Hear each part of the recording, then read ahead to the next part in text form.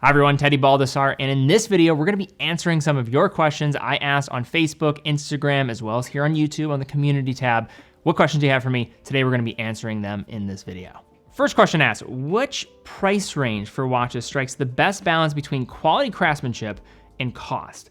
So I would say there are probably a couple of pockets that I would look towards. Now, I don't want to bail myself out here and give me the easy answer of saying something under $1,000 because that kind of defeats the purpose of this question. I think you're looking for this ascension into maybe a higher price bracket, but where are these areas or these sweet spots where you can get something a little bit more without some of the drawbacks and diminishing returns? And I think there's two pockets that I'll refer to here. First will be $2,000 to $5,000. I'm thinking of brands like Tudor, I'm thinking about brands like a Longines, maybe some Grand Seiko models, more for the 4-Hertz mechanical calibers, maybe some of their quartz pieces. But what I'm really talking about here is what can you get for more attention to detail watchmaking without coming with the additional costs as you start to get into these higher tiers and higher price brackets. A big reason why I wanna mention brands like a Tudor, a Longines, a Grand Seiko is you're starting to get into either fully in-house or proprietary movements where you're able to get into these packages of showing some of that higher end craftsmanship without paying the price. That's not to say that all in-house movements or proprietary movements are going to be better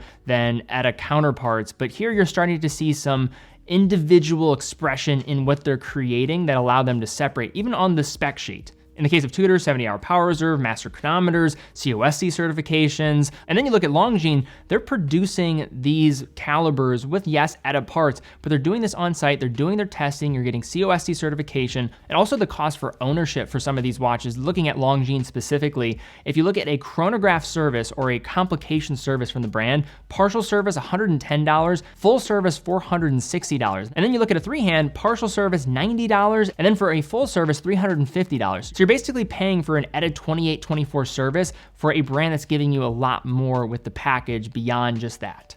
And also Grand Seiko, I'll just throw in here too, just because you're starting to get into this idea of the vertically integrated manufacturer especially. They're isolated in Japan. Japanese watchmaking is very different than Swiss watchmaking because of all of the parts specialists in Switzerland that you have at your disposal. You do not have that in Japan the same way. So you have to do it your own way to make this possible. And that's where Grand Seiko is able to really separate from much of the competition and some of their Swiss counterparts.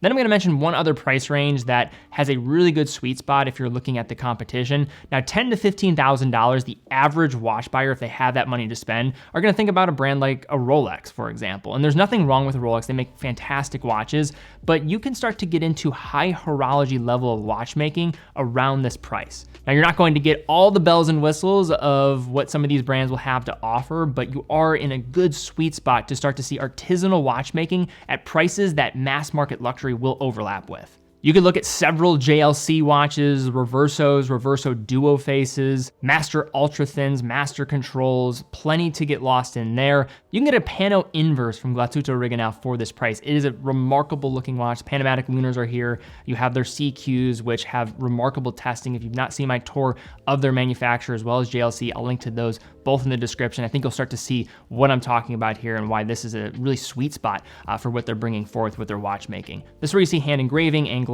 the detail with each individual component rather than more of this industrialized watchmaking that you'll see. A couple of other brands that I'll throw out there is that yes, you can get a Vacheron Constantin watch for under $15,000. It is their 56 and it's not a movement that is going to be produced solely by them. It is going to be produced in collaboration with Val Fleurier, which is Richemont's manufacturing arm for calibers. But still, to get a Vacheron watch in this price range, I don't think many people know that. Also brands in the independent sphere, someone like Moser, you can get into their basic pioneers for less than $15,000. So you're getting an independent brand for a price range and more of an everyday style piece for a pretty reasonable price, all things considered. And this is just scratching the surface. I mean, you could look at Blancpain, you could look at many pre-owned selections from Breguet in this price range, as well as Chopard. But I think this is another sweet spot. Mass market luxury products, well established in this price range, but if you pivot and you like something a bit different, want something more bespoke, you have that available to you in this price range as well. So it is about that time of year. It's the holiday season where if you are looking for a watch for yourself or maybe for somebody else in your life,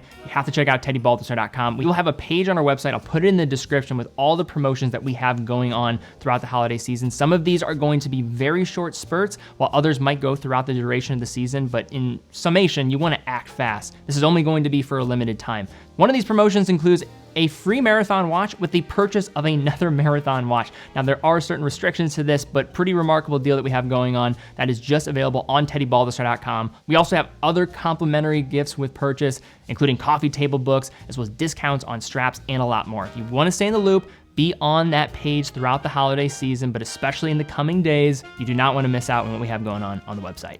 Moving along to the next question, we have thoughts on the plastic in most Powermatic 80 movements. So I have seen so much misinformation and so much discussion around these Powermatic movements. So let's just zoom out. I want to talk about this in more detail because I feel like I have not addressed this fully. And I know there's a lot of people that have many mixed beliefs on what exactly am I getting with the Powermatics? Are they any good? What's this deal with plastic? Let's sum it up. Now, first off, zoom out. What is the Powermatic movements? And these are a series of movements used by Swatch Group brands that you'll see used by Tissot, you'll see them used by Hamilton, Mito, Certina, and there are different grades within the Powermatic series. All of them are going to be modified off of an ETA 2824 base. What they're doing is they're changing the gear train. They're going to also change the rate. I've talked about this many times in videos. It's going to change the rate from 28,800 vibrations per hour to 21,600 vibrations per hour, which is going to allow that longer power reserve of 80 hours compared to 38 hours of the base. A couple other points of confusion. These are not movements that are used in swatches. That is a totally different movement that's being used in there. These are not throwaway movements. That is not to be confused. They can be regulated. They're just going to have a different regulator setup. You're not going to see a traditional Etachron regulator. What they're doing is more of a free-sprung balance architecture where they'll have small little weights or screws on the balance wheel that have to be adjusted in order to regulate. This will allow finer tune adjustment, but also creates more hurdles if you wanted to adjust them yourself, and probably best not to. Now the different grades of the Powermatics. There's three primary grades of the Powermatic movements. You'll see the C07.111, which is used in watches like the PRX. Then you'll look at the C07.611, and then the C07.811. The .111 will have the synthetic escapement, which we'll talk about in a moment, because I think that's really what we're getting at here. The .611 has a metallic escapement, has a Nivachron balance spring, and then the C07.811 is going to have metallic components, but the difference is it has a silicium hairspring. This is used in something like the Tissot Gentleman, or also more recently in the PRX Carbon edition. But now let's talk more about the C07.111, and I want to address this first. When it comes to the actual day-to-day wearability, can I trust these movements? Are they well constructed? The truth is, yes, they are. These are movements that are not going to give you problems, mechanically speaking, compared to other mass market available products. Think about what the Swatch Group is trying to do with these products. They don't want to have a headache of a movement that's going to come back for watches that are going to be priced under $1,000. They want the end user to be as happy as possible, not have to worry about servicing, so elongating the service interval and having a movement that's also easy to create as well as deal with if servicing does need to happen. So all this to say is these have been used in millions and millions of watches. So if you're worried about, oh man, this thing is not going to work, these are some of the most proven movements in the industry. But the use of synthetic or plastic parts in the C07.111 comes with pros and cons. So let's just talk about some of these pros and cons and just demystify why would Tissot do this? What is the point? Because there is reason to do it. I just understand also why people might have some pushback. Now, some of the pros of this, number one, it's going to be lightweight. And when you're extending a power reserve to 80 hours, having metallic components versus synthetic lighter components is going to be easier to maximize that reserve. Also, this is going to allow more design flexibility for the escapement wheel and pallet, which are the two components people are talking about that are going to be of the synthetic material. Another reason why they use this is they're non-ferromagnetic. So these are immune to magnetic interference. So compared to the metallic components in this regard, you are also getting additional resistance against magnetic fields. Also, in addition to that, it's going to be simplifying in the manufacturing process. So this is going to consist of fewer components. One anchor is made of just two parts, as the body and the axis, compared to 5 or 6 depending on the movement and its metal counterparts. Of course, it's going to be more cost effective, and also for precision, this is not going to affect it. Allowing this to not be made of metallic parts is going to offer some stability and some more uniformity across all of the different models without having the same need for human interference. But then the cons of this comes with aesthetic limitations. You can't polish any of these components, going to be less appealing on the aesthetic point of view. Also, there's going to be some level of having some limitation on adjustment. Because there are no pallets in the equation here, you just have an anchor and everything being fixed. So some of that adjustability and fine tuning is not going to be able to be done the same way. And I think the biggest reason why, the biggest con for looking at the C07.111 is just the romantic idea. People do not like hearing the word plastic, synthetic. This is not something that people like, even though we have used synthetic parts in the past and still do, and now see it as a positive with the silicone hairspring because of its benefits. The romantic idea around having anything synthetic in a movement is not going to be seen in a great light. So there are pros and cons of both of this, so you just have to determine what you care about the most when thinking about this watch. If you value the romantic concept of getting a watch that is more traditional in its construction, then this is not going to be a caliber for you. But if you just want something that is going to beat away and not have the headache, it's not gonna have huge drawbacks. So just consider all of this when factoring this in. I just wanted to sum this up in a more complete manner just because there's been a lot of back and forth about this in the last couple of years. Next question asks, titanium scratches more easily than steel, fact or fiction? So titanium is a softer metal than stainless steel. So in theory, yes, it will scratch easier. But that said, it's not that simple because titanium does have multiple grades and the material breakdown between different alloys is going to be different. So the two most common types of titanium used in watchmaking is grade 2 and then grade 5. Titanium in general has two things working in its favor beyond commonly quoted aspects like its density compared to stainless steel. One is that it generally is going to hide scratches a bit better as it's primarily brushed and finished, but that's more of a surface finish issue. But then the other point is going to be that titanium, when exposed to oxygen, is going to oxidize, forming a protective oxide layer, which can help make scratches less detectable over time. This is also going to change the hue of the color of the metal itself. Now, I am not an engineer or a chemist, so I'm sure there's somebody in the comments that can even add more clarity to what I am talking about here. But all this to say is that titanium has a lot of benefits that go along with the material type, and it's not just merely an aesthetic choice why people go in the direction of titanium. It's also important to note that grade 2 is more of a commercially pure titanium form, while grade 5 is an alloy that is going to be made up of different materials. You have 90% typically coming from titanium, 6% from aluminum, 4% vanadium. Some will also have small use of iron as well as oxygen added to the alloy itself. And many manufacturers will also have different desired specifications given the use case. For example, brilliant hard titanium from Grand Seiko, which is going to be as light as pure titanium, but doubles the scratch resistance of stainless steel. Also, the complexion of that alloy itself is going to allow different upside when it comes to working with the material as well as polishing the material, which titanium compared to stainless steel generally is a more difficult material to polish. Next question asks, do you recommend buying a watch for your partner without consulting them for advice first?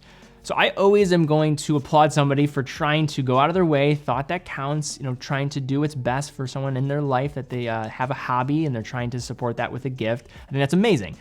Challenge is watch collectors are unfortunately pretty wild animals here, and we change on a dime on what we want and what our preferences are. And here's my thought on it. Yes, the thought that counts is going to be the most important thing, but if you're spending your own money, and when you're dealing with a watch, that is going to be probably a significant amount of money, even if we're talking about the most attainable watches. In most cases, we're talking about hundreds of dollars here, even at that more attainable end, and that's a lot of money no matter how wealthy you are. So with that, I think you have to look at buying a watch a little bit differently than buying just any run-of-the-mill gift. If I was going to make a suggestion, I would truly try to get a sense of pulse and methodically think about, and maybe months beforehand, ask questions, maybe show interest in the hobby to see if you can get some different specifics from them on what they like so that you can use that when buying a gift. But that is still running a risk because I know many collectors, 1 month they love this watch, but then maybe a month later they move on to another watch that they want, and then here you are buying a watch for somebody that they no longer even desire to have that. We're weird animals, us watch collectors. So I would probably argue that it's maybe not the best idea given the amount of money that you're going to spend and the changing dynamic of interest and preference within watch collectors that you might miss the mark. Now, will that person, if they're a good person, accept that gift proudly? Yes,